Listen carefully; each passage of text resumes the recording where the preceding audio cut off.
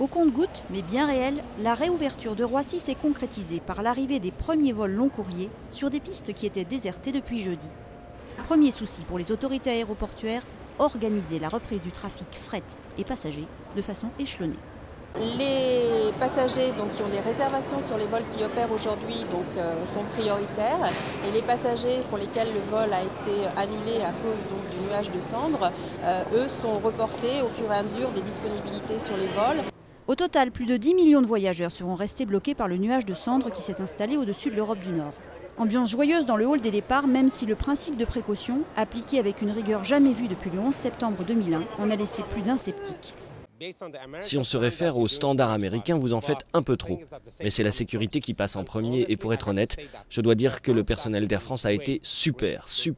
Ils ont été patients, ils ont aidé les gens, même quand l'aéroport était fermé, ils avaient encore le sourire. Pour autant, les autorités savent bien que les effets de la paralysie du ciel européen vont mettre plusieurs jours à se résorber.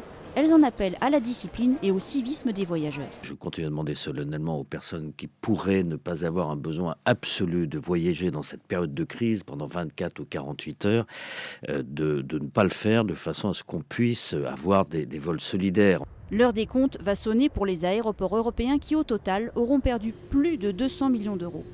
Quant à Roissy et Orly, le manque à gagner représente plus de 4 millions d'euros par jour depuis jeudi.